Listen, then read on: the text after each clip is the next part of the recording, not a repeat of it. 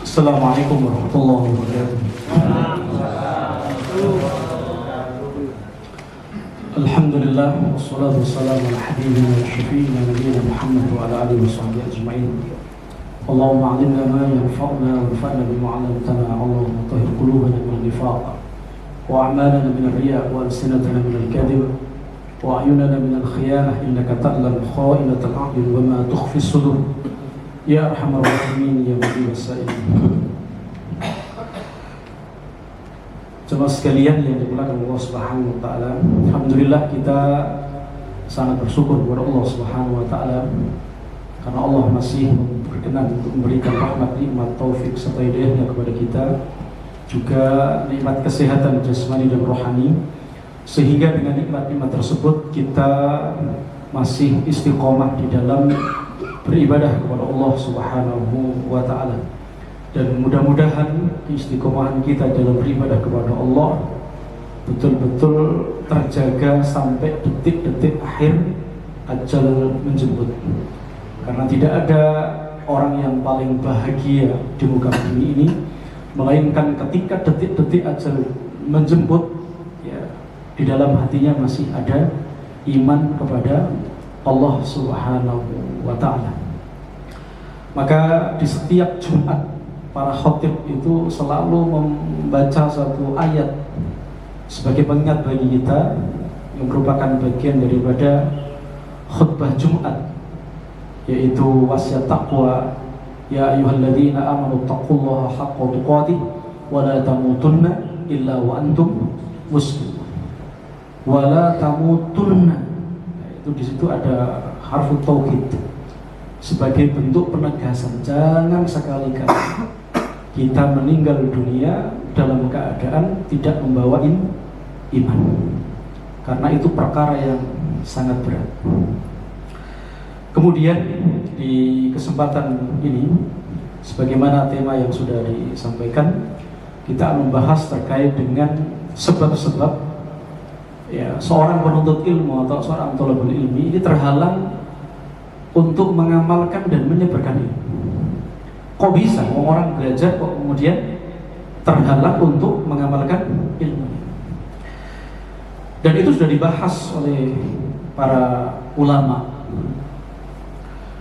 bahwasanya ilmu itu adalah cahaya, ilmu itu adalah al-ilmu nur wa jahlu dhulm. Ilmu itu adalah cahaya dan kebodohan itu adalah kegelapan.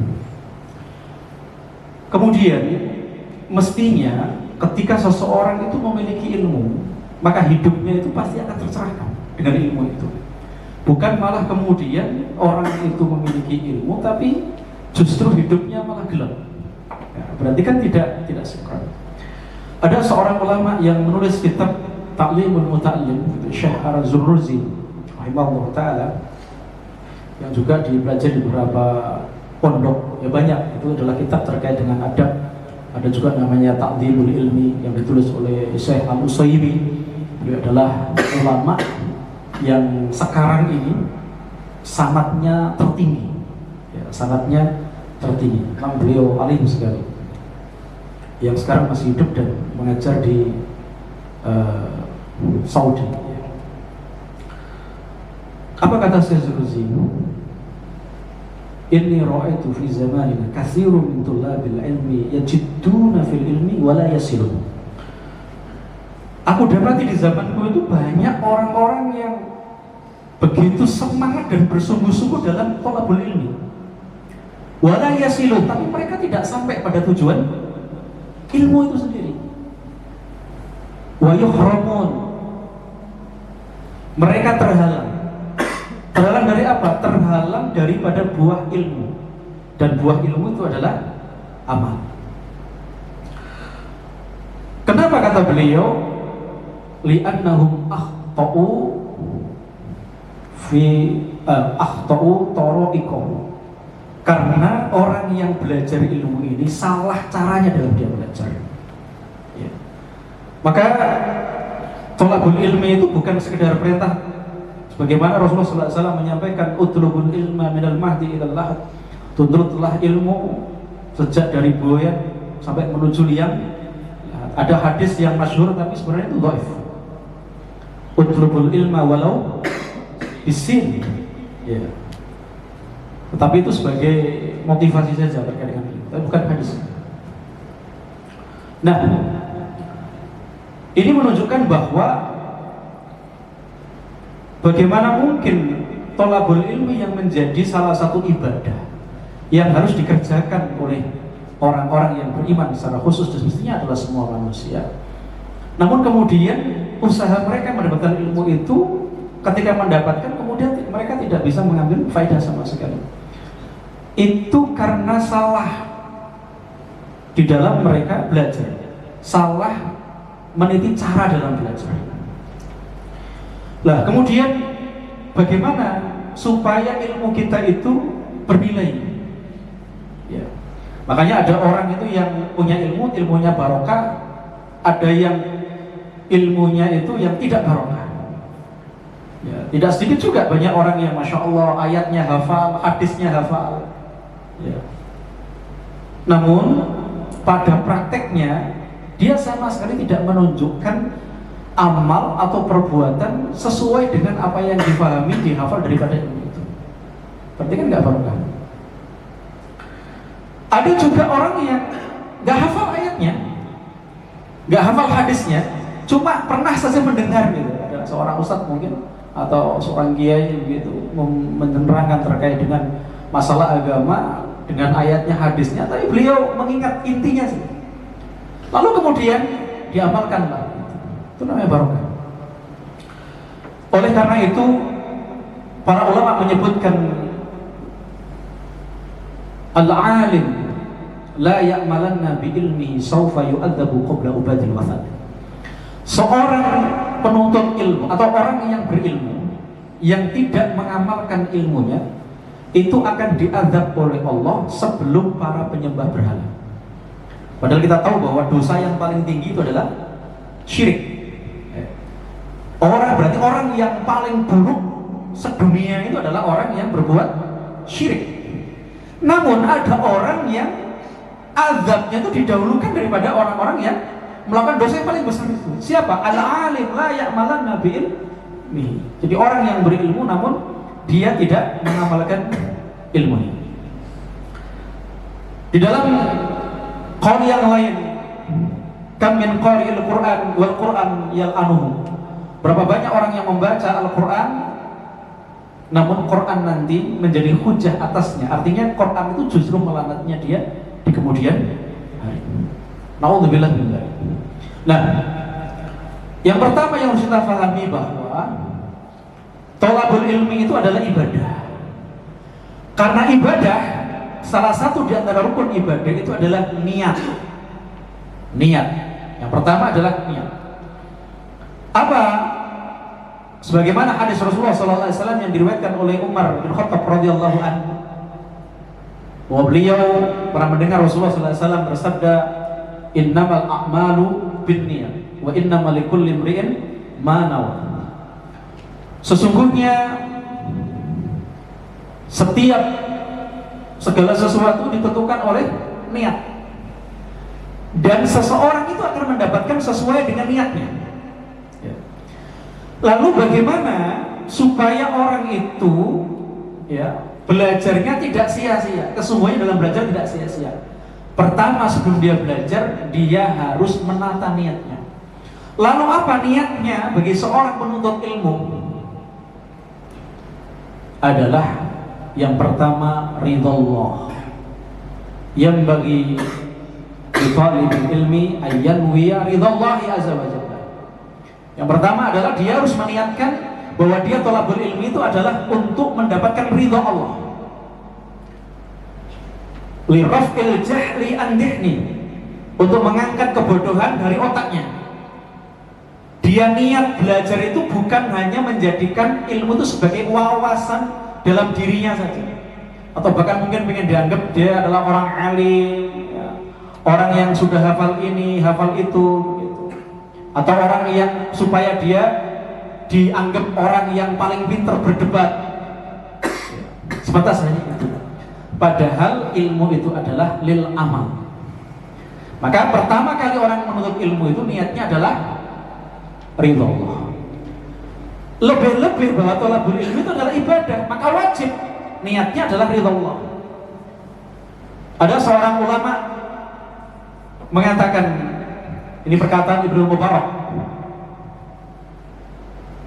ruba amalin saghirin tukabbiruniyah, berapa banyak amal-amal yang kecil tetapi nilainya besar di sisi Allah disebabkan karena benarnya niat.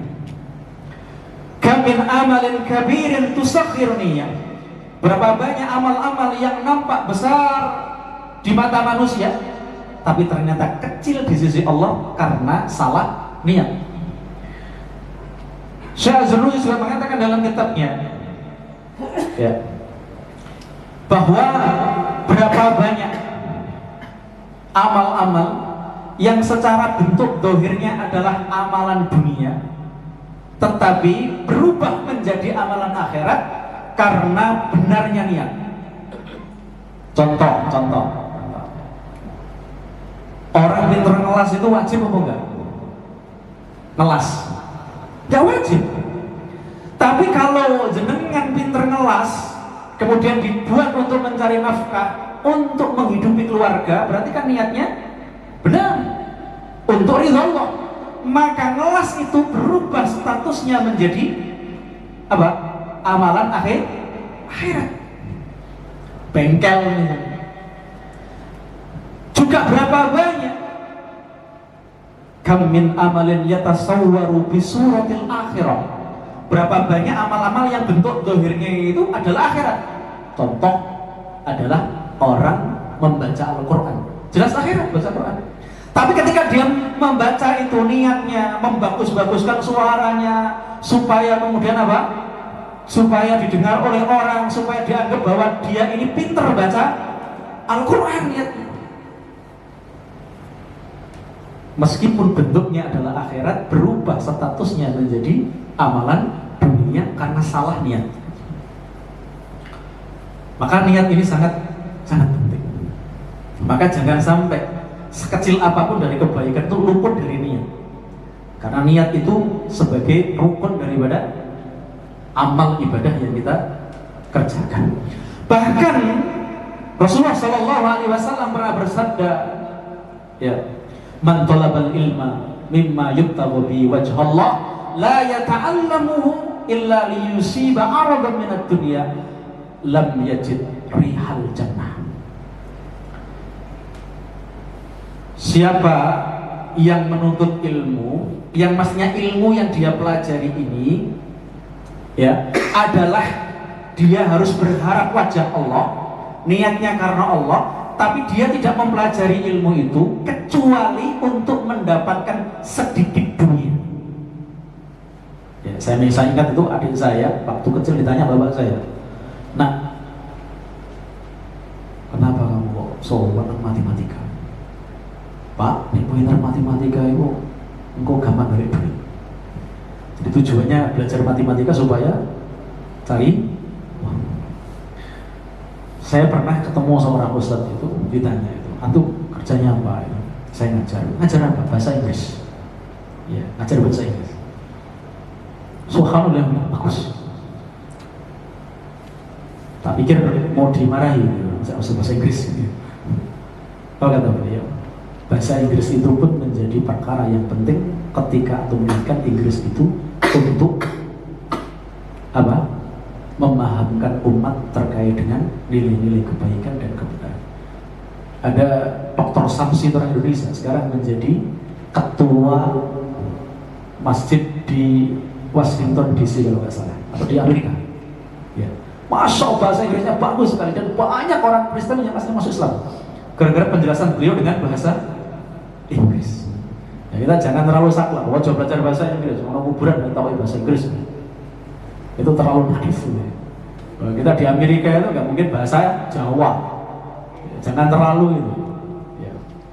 Loh, kita sendiri bahasa Arab pun yang ngomong begitu bahasa Arab pun rateteh, padahal dia seorang Muslim, Qurannya bahasa Arab, gak ada masalah. Yang penting itu baik. Justru bahasa itu sangat penting. Ya. Kembali kepada persoalan tadi terkait dengan masalah bentuk amalan tadi itu, bahwa kata Rasulullah, barang siapa yang mencari ilmu, yang mestinya dia mencari ilmu niatnya adalah mengharap wajah Allah, tapi dia tidak meniatkan itu untuk wajah Allah, tapi justru untuk mendapatkan dunia semata-mata, maka dia tidak akan mencium bau surga nanti di akhirat. Gak apa-apa anak jenengan nanti pinter komputer, pinter bahasa Inggris, tapi kasih garis bawah. Nah, jadikan ilmumu yang bentuknya dunia itu menjadi bagian untuk kebaikan akhirat. Contohnya apa? Untuk menjadi bagian dari perjuangan Islam. Loh, media itu penting ya. Hari ini orang menampakkan kemaksiatanmu terang-terangan. Sekarang di jalan itu, sekarang Agustusan. Saya ingat Agustusan ya. Di sini nanti ada Agustusan, ada lomba ya. Masya Allah, saya pernah menyampaikan terkait Agustusan itu, pernah dimarahi wong sak kampung ya.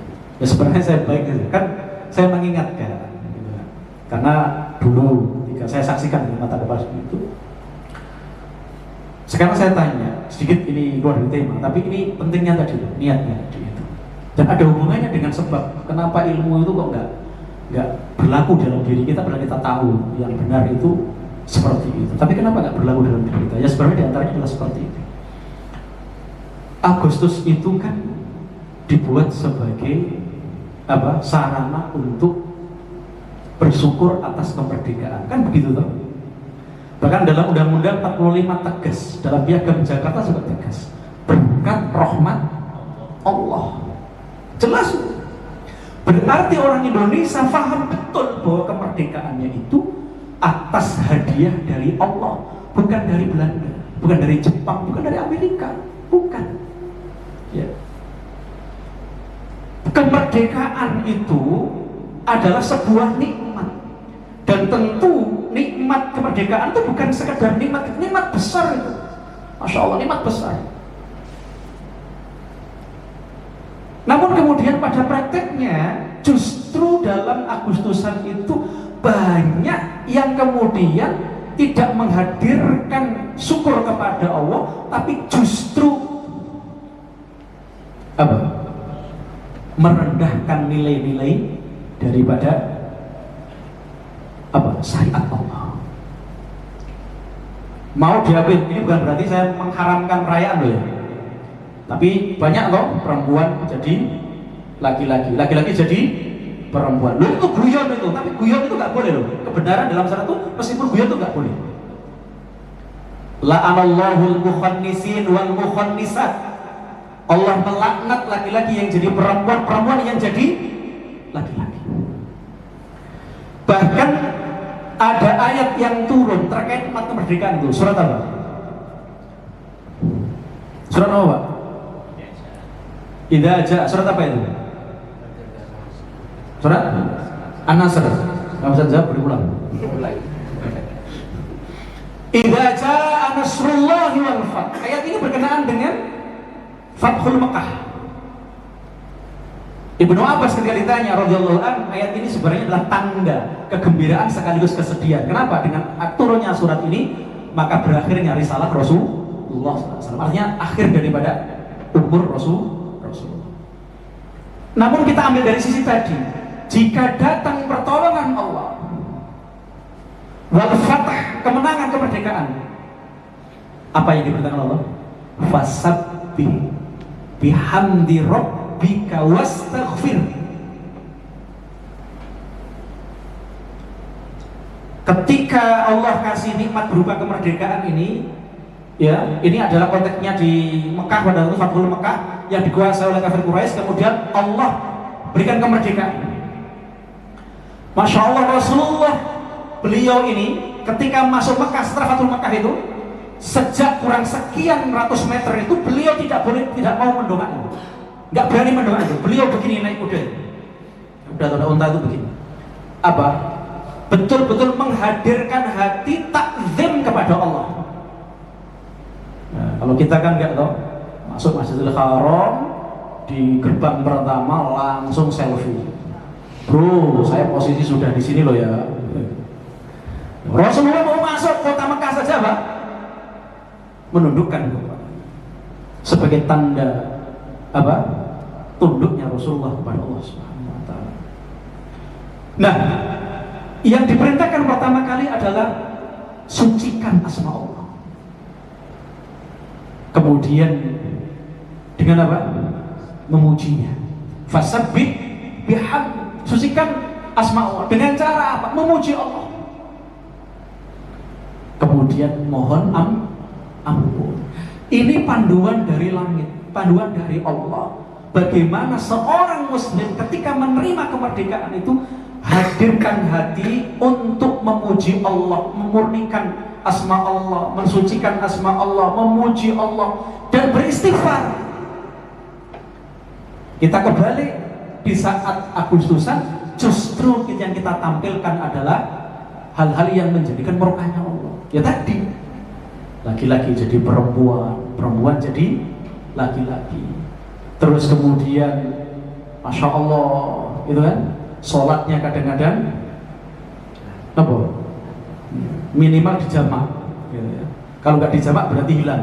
Karena orang yang paesan itu kan habis duhur melewati asar. Bahkan sebelum duhur ada, sebelum duhur kadang melewati duhur sampai asar. Ada seorang dai mengatakan bahwa itu boleh karena Rasulullah itu pernah menjamak, karena Rasulullah pernah ada kegiatan. Berbeda kegiatannya Rasulullah itu kegiatannya nggak main-main. Itu kan main-main. Ya. Terus Yuhan Sewu, Masya Allah, gerak jalan perempuan. Saya tanya, gerak jalan perempuan itu niatnya untuk apa? Untuk ditonton atau untuk apa? Coba kalau gerak jalan perempuan gak ada yang nonton, kira-kira ada yang gerak jalan? Sinfani min ummati min ahlin nar lam arhuma, kata Rasulullah. Dua umatku, golonganku yang termasuk umatku yang nanti termasuk ahli neraka, tapi belum aku lihat di zamanku. Salah satunya apa? Kasiyatun ariyatun ma'ilatun mumilat ru'usuhunna kanabil baqar la yadkhulunal jannata wa lam yajidna rihaha. Salah satunya adalah perempuan yang berpakaian setengah telanjang. Maksudnya setengah telanjang itu para ulama menjelaskan imma tipis sehingga terlihat lekuk-lekuk tubuhnya, atau melepet, bahasanya begitu, berjalan lenggak-lenggok, jendit-jendit untuk ditonton.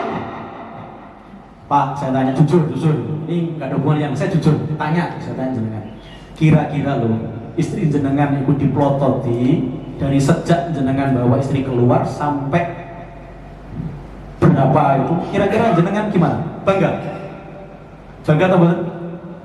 Wah, bujuku memang jos. Gak ada mata yang gak berkedip gitu. Gak ada mata yang kedip melihat istri saya. Ini menjadi kebanggaan. So, itu dalam Islam namanya dayus, bukan gayus, dayus.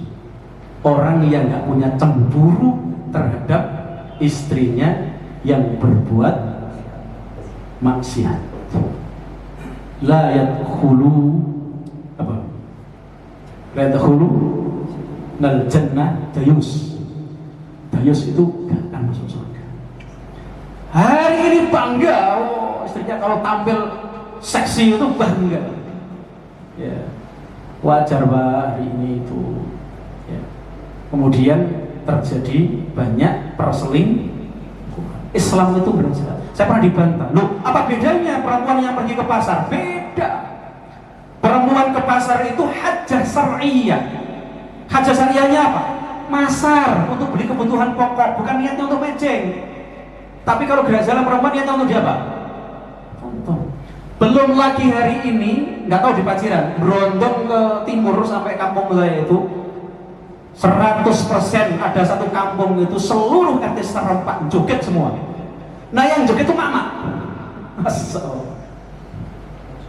Ya. Silakan dilanjutkan. Saya kadang-kadang kudu menangis. Untuk apa anak kita pondokkan, kita bawa ke tempat-tempat pendidikan yang favorit katanya yang ini. Sementara di satu sisi maknya sendiri ini beredeli kesolehan anaknya sendiri. Bayangkan mak juga. Ya Allah, apakah sebegitu tumpulnya akalnya orang beriman ini sampai bikin acara yang membahagiakan orang saja harus bermaksiat dengan Allah Subhanahu wa Ta'ala? Kocek, betapa sempitnya kreasinya itu. Apakah tidak ada cara untuk bikin orang senang tanpa harus kemudian melanggar syariat Allah? Begitu. Oh, saya pernah usul begini, RT ngamuk, ceramah kalau gini, kalau jejerin kono. Ya Allah. Setahun pisan. Alangkah ruginya kita. Setahun kita mengumpulkan kebaikan-kebaikan, kemudian kita robohkan dalam waktu sehari. Apalagi bermaksiat dengan kebanggaan. Saya mending kalau kemudian acara-acaranya itu yang menimbulkan semangat juang yang tinggi, ya mestinya begitu. Ya. Kok terus kemudian arahnya ke situ? Masya Allah. Apalagi kemudian songgorek, luar biasa toh. Ya.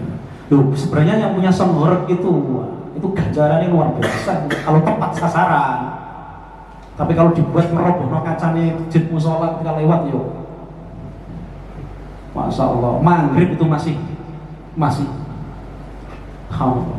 jadi itu menjadikan terhalang itu diantaranya adalah tadi niatnya kurang benar. Kembali niat pesan tadi kembali ya. Maka tuntunan dalam syariat itu sangat jelas kalau bersyukur gitu. Nah, kembali kepada pertama, ketika orang yang belajar itu niatnya sudah salah, meskipun dia sungguh-sungguh, maka dia tidak akan mendapatkan faedah daripada itu. Kemudian yang kedua, ya. Kenapa orang itu terhalang dengan ilmunya untuk beramal soleh? Allah sebutkan dalam Al-Quran, wattaqullah wa yu'allimukumullah. Ternyata masuknya ilmu itu bukan semata-mata kecerdasan, meskipun disebutkan, kata Ali bin Abi Thalib radhiyallahu yang disebut oleh Imam Syafi'i ada 6, ya, seseorang tidak akan mendapatkan ilmu kecuali dengan 6 perkara. Di antaranya adalah zakat, kecerdasan itu sarana. Tapi masuknya ilmu dalam hati seseorang, ini itu adalah Allah yang memasukkan. Dan kapan Allah akan memasukkan ilmu ke dalam hati seseorang itu? Jika ilmu itu diiringi dengan ketakwaan. Wattaqullah wa yu'allimukumullah. Bertakwalah kamu kepada Allah, maka Allah akan memberikan kamu ilmu. Terumus. Dan itu selaras dengan surat Al-Fatihah. Iyyaka na'budu wa iyyaka nasta'in. Hanya kepadamu ya Allah aku menyembah, dan hanya kepadamu ya Allah aku mohon pertolongan. Pertolongan itu haknya manusia. Namun pertolongan itu akan diberikan oleh Allah kepada manusia jika didahului dengan apa? Dipenuhinya haknya Allah Subhanahu wa Ta'ala. Haknya ilmu adalah tahqiqul iman wal amalus sholeh. Haknya ilmu itu adalah mewujudkan hakikat iman dan amal soleh. Ketika seseorang belajar tetapi nggak diiringi dengan kesolehan dan ketakwaan kepada Allah, maka dia akan terhalang. Apalagi kemudian dia semata-mata menjadikan ilmu itu ya sebagai wawasan saja. Makanya Islam itu sangat sekali mendidik. Qala Rasulullah sallallahu alaihi wasallam, ya, qul khairan aw liyasmut. Katalah yang baik, kalau nggak bisa diam. Ini artinya apa? Islam memberikan bimbingan biar kata-kata kita itu nggak banyak mubadir, lebih baik sedikit tapi bernilai bermanfaat. Kalimat yang baik menurut Allah itu bagaimana? Yang harus keluar dari lisan kita itu bagaimana? Wa man ahsanu qawlan mimman da'a ila Allah wa amila shalihan wa qala innani minal muslimin. Wa man ahsanu qawlan mimman da'a ila Allah Dan perkataan siapakah yang lebih baik daripada perkataan yang menyeru kepada Allah? Artinya jelas di sini bahwa apa? Perkataan yang baik menurut Allah adalah perkataan yang ketika dikeluarkan ucapan itu mengandung unsur menjadikan orang yang mendengar perkataan itu semakin tertarik kepada Allah Subhanahu wa Ta'ala, semakin cinta akan kebaikan, semakin cinta akan kebenaran. Apabila omongan tidak mengandung unsur itu, berarti nilainya adalah sampah. Bahasa sederhananya sebenarnya mengatakan nggak ada perkataan yang lebih baik itu melebihi perkataan yang ada unsur nilainya untuk mengajak orang kepada Allah. Itu pun kemudian ditambahi orang yang mengajak kepada Allah itu wa amilus sholihat, sedang dia beramal soleh. Jadi dua dia, niatnya harus lurus. Kemudian yang kedua, orang yang thalabul ilmi ini betul-betul harus mengiringi ilmunya itu dengan amal soleh. Kemudian yang ketiga, jangan dijadikan ilmu itu sebagai sarana justru untuk menjauhkan dirinya dari Allah dengan cara bermaksiat itu. Imam Syafi'i pernah mengadu kepada ulama, pakai namanya, terkait dengan hafalannya yang kurang. Pada Imam Syafi'i ini, Masya Allah, beliau memiliki kecerdasan yang sangat tinggi. Ketika beliau setoran kitab bersama Imam Malik, ya, rahimahullahu ta'ala, beliau, Imam Malik ini terkesima dengan hafalan Imam Syafi'i, sampai beliau mengatakan, Masya Allah, Allah telah memberikan anugerah yang begitu besar kepada. Itu karena beliau menjaga dari maksiat kepada Allah. Nah, di tiga ini seorang penuntut ilmu betul-betul harus betul-betul harus menekan dirinya supaya dia tidak gampang atau terjerumus kepada itu. Meskipun sifat manusia itu ya nggak mungkin, manusia itu nggak ada yang suci, nggak ada. Ya, tetapi paling tidak dia bukan menjadikan sarana kemaksiatannya itu sebagai sesuatu yang memang dia sengaja terus-menerus, bukan. Itu sebagai kealpaan saja. Maka kemudian itu akan menjadi penghalang jika diterus-teruskan. Kemudian yang keempat adalah kenapa orang itu kemudian terhalang dari ilmunya untuk mengamalkan ilmunya. Ini juga penting. Apa? Dia tidak memuliakan ilmu dan ahli ilmu. Dalam bab khusus adalah ada namanya tauqirul ulama, memuliakan atau menghormati ulama. Disebutkan dalam kitab Al-Muta'allim adalah ma wasala man wasala illa bil hurmah. Tidaklah sukses orang yang sukses, tidaklah sampai orang yang sampai dalam tujuan thalabul ilmi illa bil hurmah, kecuali dengan menghormat, memuliakan, takdim kepada siapa? Ilmu dan ahli ilmu. Masih jenengan belajar kok. Kenapa sering menjadi kenapa kok sulit belajar matematika atau bahasa Inggris? Ya karena belum kita belajar kita sudah benci sama gurunya, benci sama pelajarannya. Ya kan mungkin masuk. Ya. Harus ada takdim. Ali bin Abi Thalib beliau mengatakan, ana abdun liman allamani harfan. Saya adalah budak dari orang yang mengajariku meskipun satu huruf, kata beliau. Masya Allah. Insya'aba, kalau beliau berkehendak saya bisa dijual di pasar. Kalau enggak, atau saya dibebaskan, atau kalau enggak saya menjadi pelayan yang seumur hidup saya.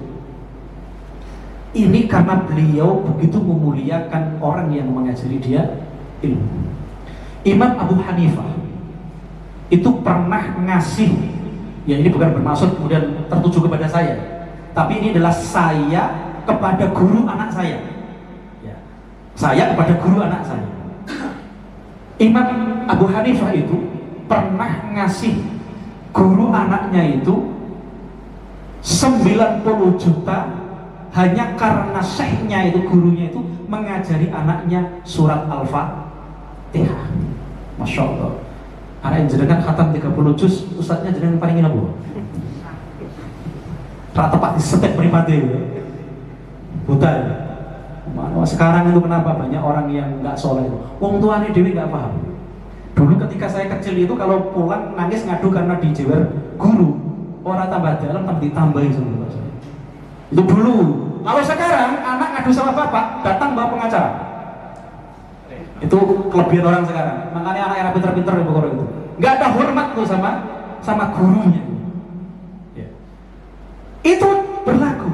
Bahkan beliau mengatakan ana Abdul liman allamani khalfa.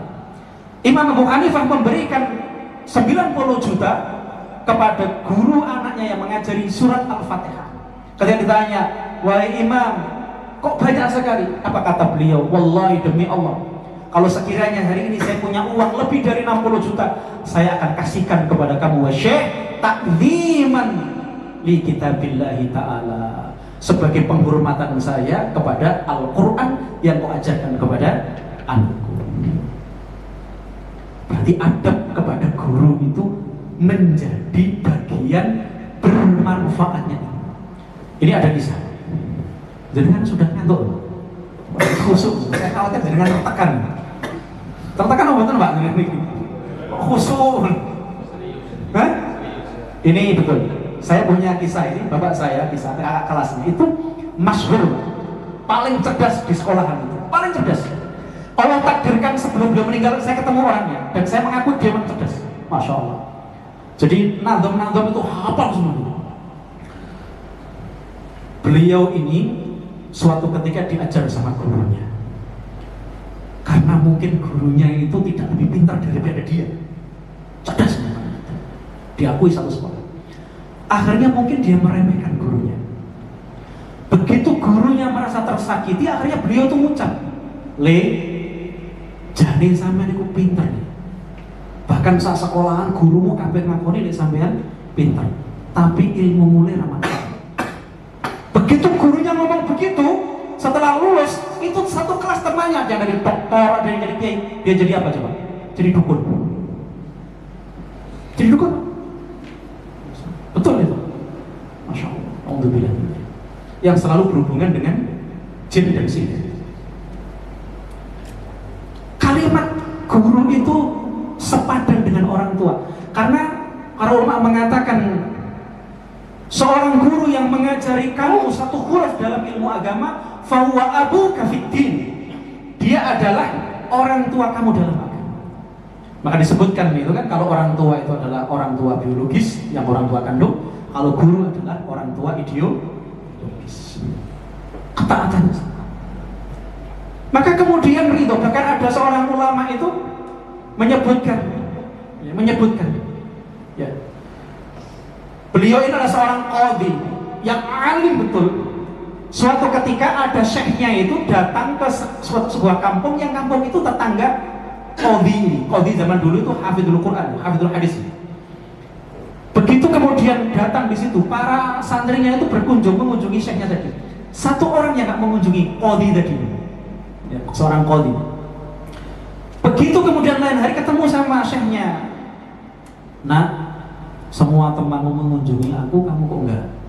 Maka beliau menjawab, wah syekh, saya sibuk di rumah membantu orang tua, sehingga nggak sempat mengunjungi jenengan. Kata syekhnya mengatakan, nah, alhamdulillah kamu dengan berbakti kepada kedua orang tuamu, Allah kasih keberkahan umur, tapi kamu tidak mendapati keberkahan daripada ilmu. Gurunya begitu. Begitu beberapa waktu kemudian, qadhi tadi akhirnya nganggur, sudah nggak ngajar lagi, sudah nggak jadi itu, ngurusi kesibukan di rumahnya saja. Koyok gak orang berilmu. Maka takdim kepada guru itu. Mentang-mentang kita sudah profesor, doktor, ya, lupa sama guru TK kita, lupa sama guru madrasah kita. Masya Allah, hari ini tuh banyak itu. Padahal demi Allah, tidaklah seorang murid sukses melainkan dia melewati punggung-punggung daripada guru-gurunya. Kalau ada salah, jangan sampai kemudian menjadikan putusnya silaturahmi. Kita mulai, ya. Karena orang itu mungkin semakin pintar, semakin paham, sehingga mungkin ada perbedaan sedikit dengan guru, sehingga kemudian seolah-olah ada batas gitu. Masya Allah, jangan demikian. Karena setiap tetes ilmu yang diberikan itu ketika ridho menjadi keberkahan bagi kita sebagai seorang thalabul ilmi.